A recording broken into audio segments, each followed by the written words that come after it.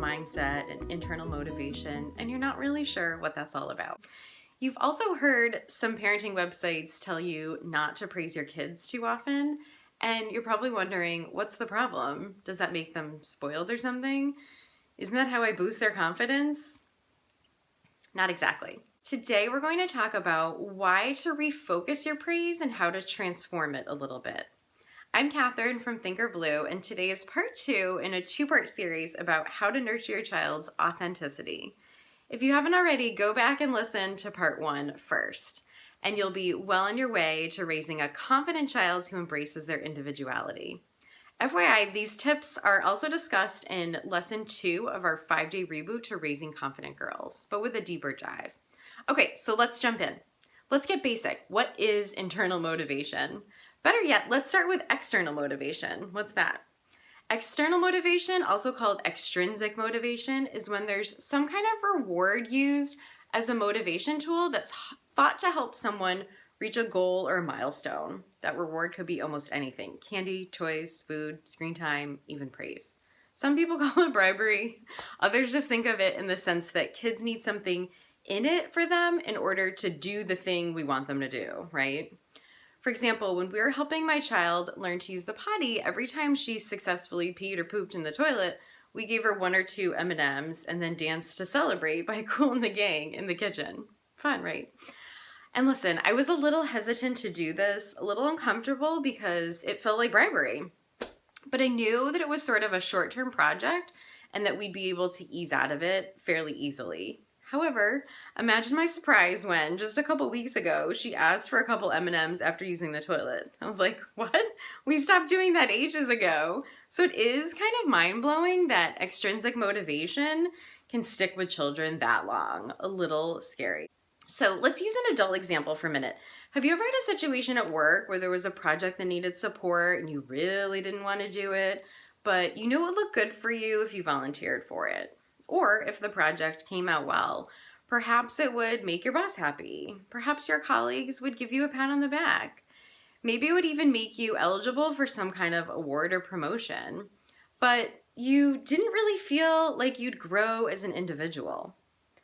If there was internal motivation influencing your decision, you might have been interested to learn a new database or get to know a certain colleague better, or maybe you wanted to improve your project management skills. See the difference in those 2 scenarios? I'm sure you can guess which scenario is better for our personal development and growth. If you're in a job where your primary motivator is praise and recognition, or your primary motivation is to not get yelled at by a tough supervisor, that's also external motivation. And it's the same for our kids. Sure, they can be super motivated by getting more TV time, a candy bar, or knowing they're not going to face a punishment. Let's be honest, there are some benefits to parenting with extrinsic motivation. Let's be real, you get your child to cooperate with you. You told your kid, if you get in the car, I'll give you goldfish crackers. The benefits? Kid got in the car. You got to school and work on time. So these are immediate short-term benefits for the most part. And listen, I get it, no judgments. Sometimes you need to get to work on time and you gotta do what you gotta do. So those are the short-term benefits, but there also may be long-term consequences. There was a study done where children used felt tip pens and some kids were praised lavishly afterwards and some were not. The ones who got lots of praise actually lost interest in the pens, but the kids who didn't receive praise kept playing with them. I also believe that too many rewards or too many punishments can create a child who's actually a bit self-centered. Because we're kind of training them to think a lot about how an action will impact what they get or don't get. You would probably rather have a child who's focused on growth rather than their privileges, right? All right, so 3 tips. Number 1, focus on the process, not the outcome. This means you're going to be playing the part of Captain Obvious. Instead of saying, great job, after they get their jacket on, you can say, you zipped up the zipper all by yourself. Focus on a sliver of the process because it can take a while for a child to master the whole thing. Number 2, make room for the possibility of mistakes and failure. We've talked already about increasing our tolerance for failure. We have to accept setbacks as completely normal, an attitude that small failures are completely expected in your child's life and in your own. So when your kid yells, "I can't do this," you say, "I wonder what you'll try next." And when they yell, "Help," you say, "Show me the thing you've done so far," instead of jumping in to save the day.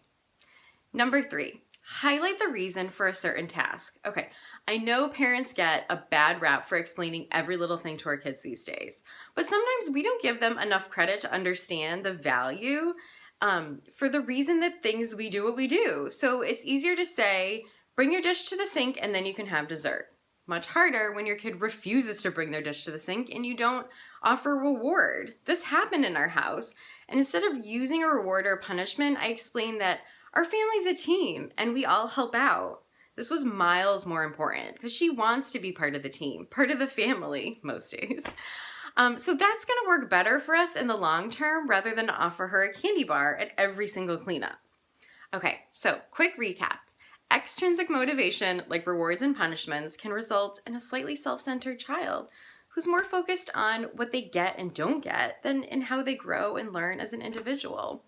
To raise a child who's confident and embraces her individuality, try to focus on the process instead of the outcome, make lots of room for mistakes and failure, and explain the reasons behind the expectations you have for your child. Awesome. All right, as I mentioned, this is an excerpt from our 5-day reboot to Raising Confident Girls. And when you sign up for that free mini e-course, you'll have the chance to grab our workbook, which has 2 worksheets on internal motivation that you can do at home. So go to thinkerblue.com/5-day reboot for more info. I'm going to violate my own rules by now by telling you, you are doing a great job, because you are. Keep it up, and I will see you soon. Again, that's thinkerblue.com/5-day reboot. Bye for now.